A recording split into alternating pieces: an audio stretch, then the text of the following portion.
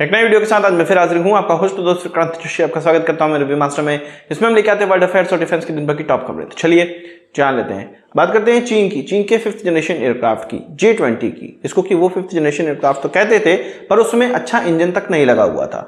अब वो भले ही इसको 5th जनरेशन एयरक्राफ्ट कहते थे, पर विश्व इसको मानने को तैयार नहीं था और वो खुद भी अंदर से ये मानते थे कि ये 5th जनरेशन एयरक्राफ्ट अच्छा नहीं।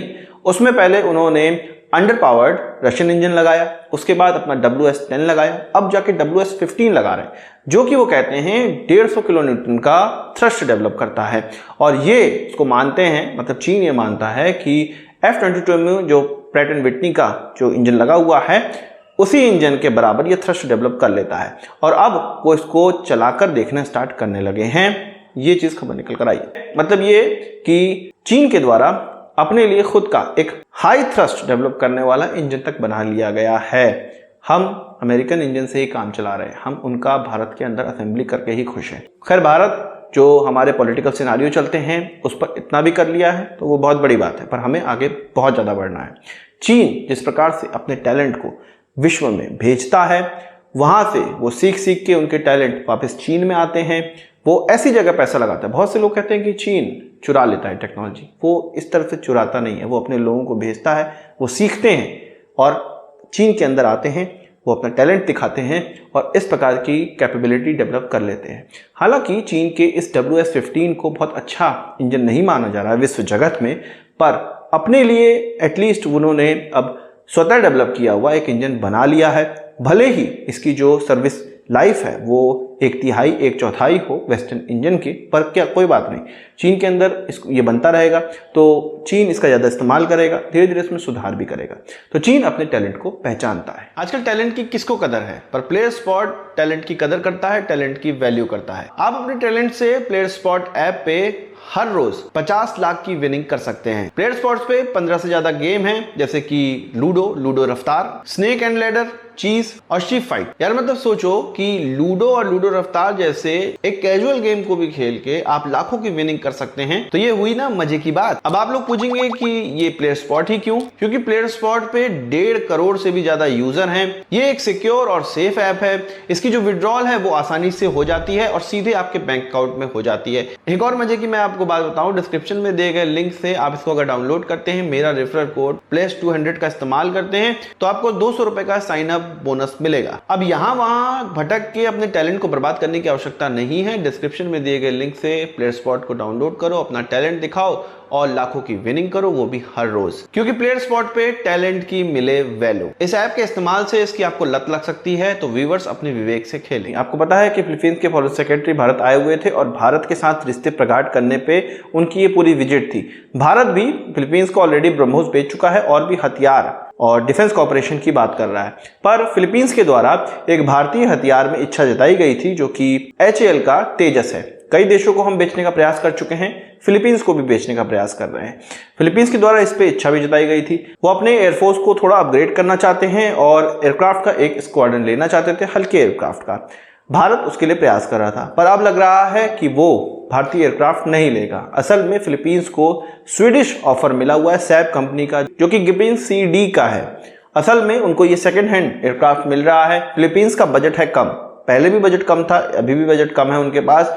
इसीलिए वो ये सोच रहे हैं कि ये जो सैब का ऑफर है, ये जो ग्रिपिन का ऑफर है सेकंड हैंड वाला, वो तेजस से बहुत कम दाम पे उनको मिल जाएगा। इंजन दोनों में सेम ही इस्तेमाल किए गए हैं। साथ ही साथ वो जो KA-50 इस्तेमाल करते हैं, जिसको FA-50 भी कहा जाता है, उसमें भी GE का F404 लगा हुआ है।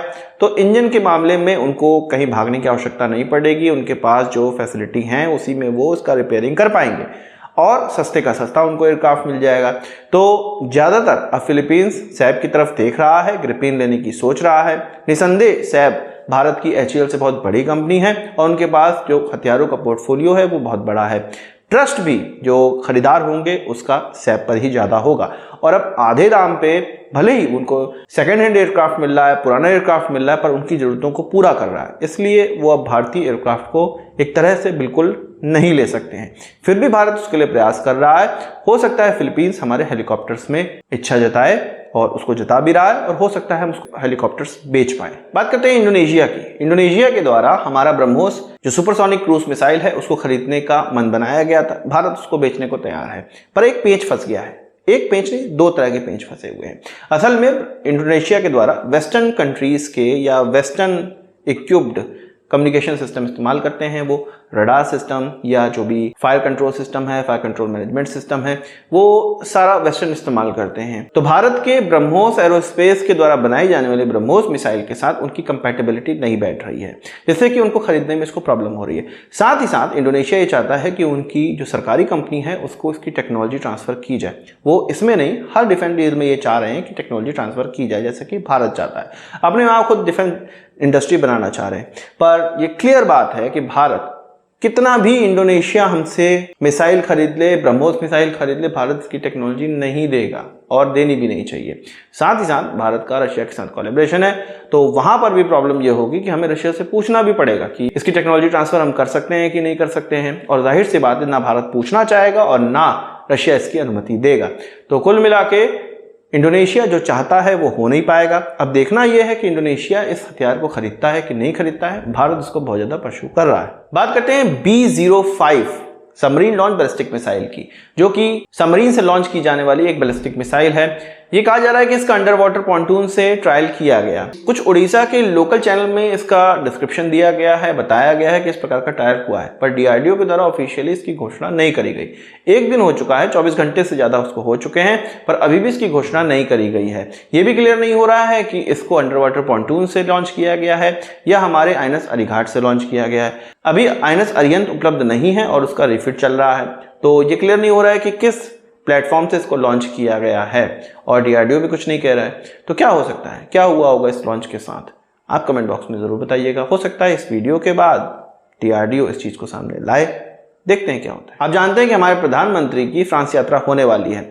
फ्रांस यात्रा से पहले, जो कि जुलाई में ही होने वाली है, अब फ्रांस सरकार के द्वारा सैफरन को ये इजाजत दे दी गई है कि भारत के साथ मिलके इंजन बनाओ, उसका जो IP राइट है उसको भी ट्रांसफर कर सकते हो, उसका प्रोडक्शन, उसका सर्टिफिकेशन, सारी चीज अब सैफरन को इजाजत दे दी गई है। और उसकी जो टेस्ट फैसिलिटी है उसका इस्तेमाल करने की सारी चीज का सैफरन को इजाजत दे दी गई है कि भारत के साथ मिलकर वो अब इंजन को डेवलप करे।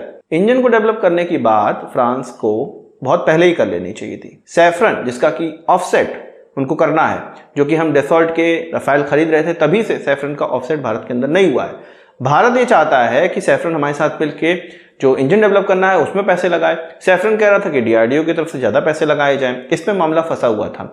अभी इस मामले की बात तो नहीं की जा रही है, पर सैफरन को जरूर इजाजत मिल गई है कि भारत के साथ एक नया इंजन डेवलप करे और IP राइट भारत को मिले। हो सकता है कि सैफरन के द्वारा जो ऑफसेट अभी तक नहीं किया गया है उसी के कारण उसको ये अनुमति लेनी पड़ रही हो और फ्रांस इसी के कारण उसको अनुमति दे भी रहा हो। और साथ ही साथ भारत जो US के साथ अब रिलेशन बना रहा है, GE के F414 इंजन के लिए जो रिलेशन हम लोग बना रहे हैं, हो सकता है उस कारण से भी फ्रांस को और सैफरन को ये मजबूरी में करना पड़ रहा हो। ऑफसेट तो करना चाह नहीं रहे थे, वो सोच रहे थे कि कोई थोड़ा मोड़ा कहीं पैसा वैसा लगा दिया जाए, पर भारत चाहता है उनसे इंजन की टेक्नोलॉजी, अब उनको करना पड़ रहा है। अच्छा ही है, और इस प्रकार की टेक्नोलॉजी हमें मिले, IP राइट भी मिले तो बहुत अच्छी बात होगी। आप क्या कहना है कमेंट बॉक्स में जरूर बताइएगा। तो आज की इस वीडियो के लिए बस इतना ही। आशा करता हूँ वीडियो पसंद आएगा, आपको एक बड़ा थम्स जोड़ देंगे। इस वीडियो संबंधित सवाल से चाहो कमेंट बॉक्स में जोड़ लाइएगा, और यदि आपने हमारा चैनल सब्सक्राइब नहीं किया उसे भी कर लीजिए, क्योंकि हम इस प्रकार की वीडियो लाते रहते हैं। नमस्कार, थैंक यू, जय हिंद।